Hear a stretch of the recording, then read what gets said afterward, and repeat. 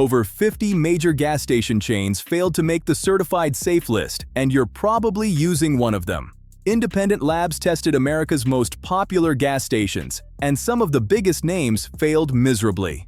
Circle K, Speedway, Love's, and Racetrack are pumping fuel that meets legal minimums but leaves your engine drowning in carbon deposits. In the next 20 minutes, I'm going to show you the complete list of stations to avoid, the hidden costs that are draining your wallet, and how to spot bad gas before you pump. Not all gas is created equal. The dirty secret stations hide. Alright, let's talk about something the gas industry doesn't want you to know. You pull up to any gas station, you see regular, mid-grade, premium, and you think they're all basically the same, right? Just different octane levels? Wrong. The real difference isn't the octane, it's what's mixed into that fuel. Specifically, detergent additives. Now, every gas station in America has to meet EPA minimum standards. That's the law. But here's the catch. Those standards were set in 1996, almost 30 years ago, for engines from the 90s. Your car today is way more advanced with tighter tolerances, higher compression, and more heat, which means it needs more protection. Top-tier gas contains 2 to 3 times more detergent than the EPA minimum, not a little more, 2 to 3 times more. That extra detergent scrubs carbon off your intake valves and fuel injectors while you drive. Without it, carbon starts stacking up slowly and quietly. You won't notice it at first, but over 20, 30, 50,000 miles, it's building up inside your engine. Your fuel economy drops 2 to 4%, your engine stumbles at red lights, you get hesitation when you accelerate, and then that check engine light pops on. And here's the thing, gas stations don't have to tell you how much detergent they're using. They just meet the bare minimum and pocket the savings. That's the loophole, legal fuel that slowly kills your engine. The major chains that failed to make the top tier list. So now you're probably wondering, which stations are we talking about here? Let me name names because you need to know this. Circle K used to be top tier certified, but in 2019, they got dropped from the list. That means their fuel quality declined enough that they lost their certification. They separated from their franchise deals with Shell, Phillips 66, and Exxon, rebranded, and the quality went downhill. Today, they have thousands of locations across America pumping non-certified fuel. Speedway is another massive chain that never made the top-tier list. Despite being connected to Marathon Petroleum, they chose not to certify their fuel. They meet EPA standards, sure, but they're not using the detergent packages that protect your engine long-term. Racetrack is huge in the Southeast with locations in 13 states, but they're not top-tier certified either. Drivers have reported cars stalling, running rough, and needing mechanical work after using their fuel consistently. Some people have literally had to drain Racetrack gas out of their tanks because it caused so many problems. Love's Travel Stops focuses mainly on diesel for truckers, and their gasoline doesn't meet top-tier standards. If you're on a road trip and Love's is your only option, you're taking a risk with every gallon. And then there's 7-Eleven. With over 9,000 locations across the country, you'd think they'd have consistent quality, right? Nope. They source gas from different suppliers depending on the location, so sometimes you might get fuel from a top-tier supplier like Conoco, but most of the time you have no idea what you're getting. It's a total gamble. These aren't small mom-and-pop stations we're talking about. These are major chains with thousands of locations, billions in revenue, and they chose not to invest in better fuel quality for their customers. Why budget gas stations are actually costing you more. Now I know what you're thinking. These budget stations are 10, 15, sometimes 20 cents cheaper per gallon. Why would I pay more somewhere else? Here's why. Let's do the math because this is where it gets interesting. Say you save 10 cents per gallon at a non-top tier station. Your tank holds 15 gallons, so you're saving $1.50 per fill up. If you fill up once a week, that's about $78 a year in savings. Sounds good, right? But here's what's actually happening. That lower quality fuel is reducing your gas mileage by 2 to 4%.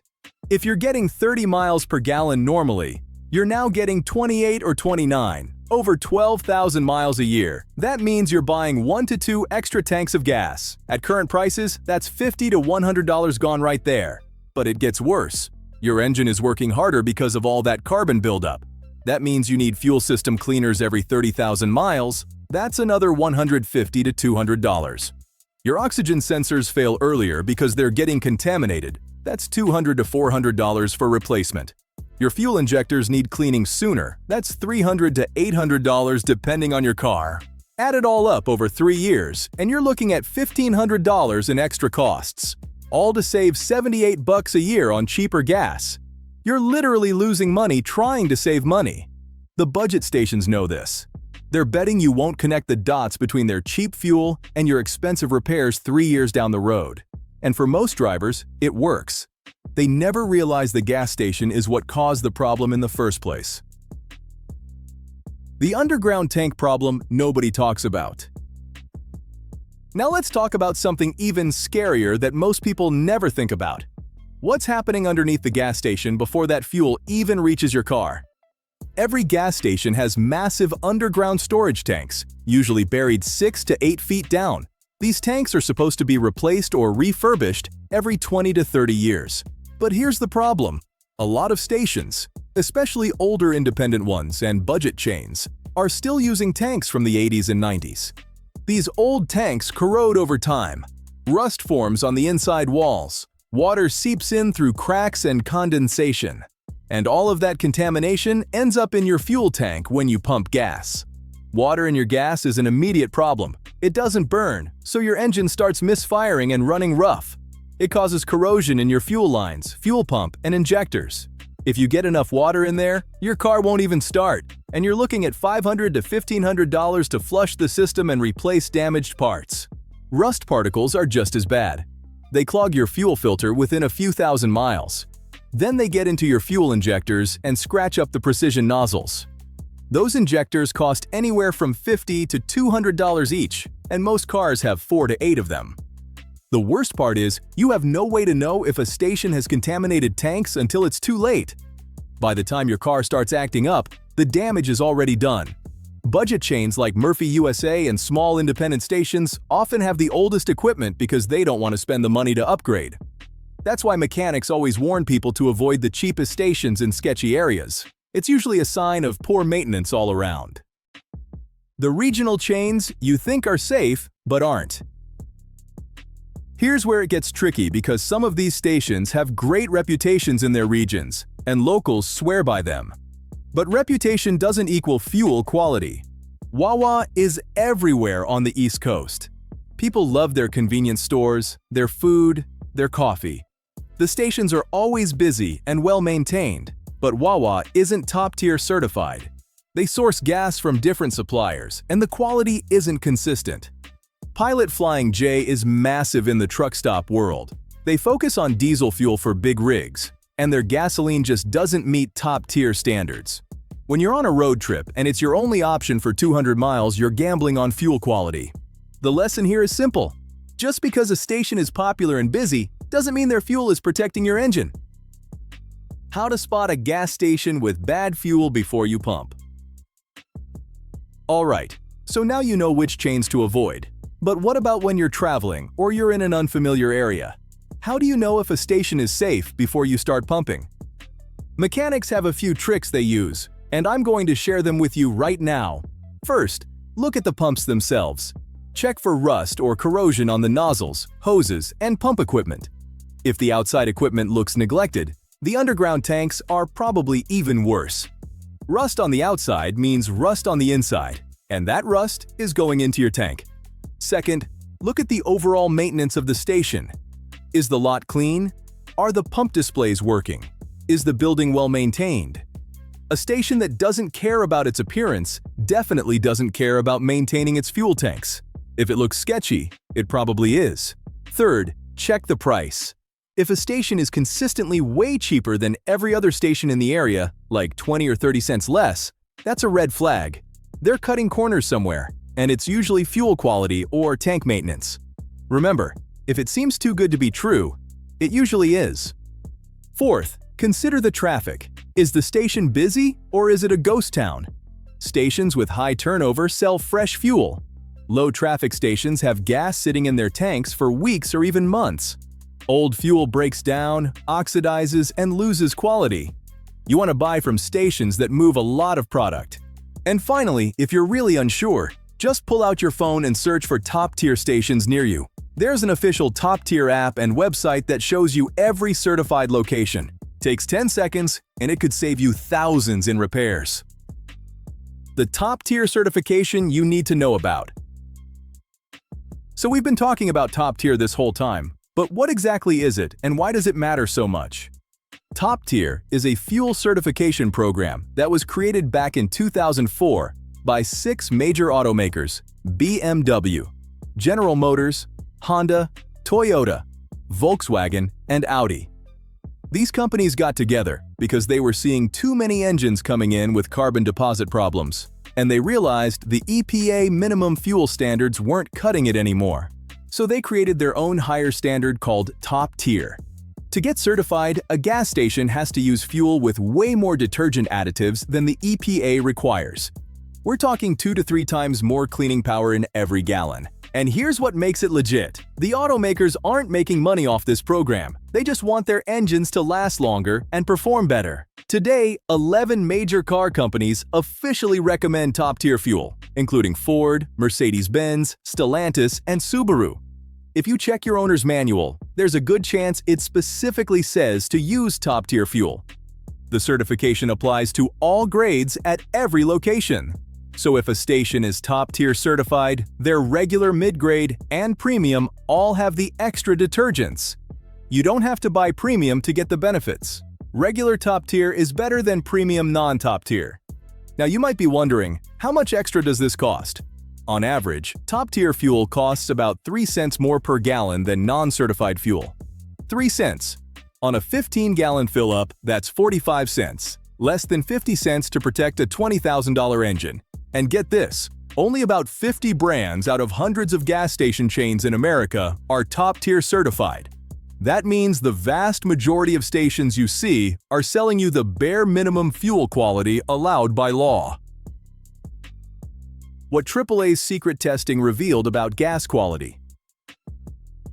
Now you might be thinking, okay, this all sounds good, but is there actual proof that top-tier fuel is better?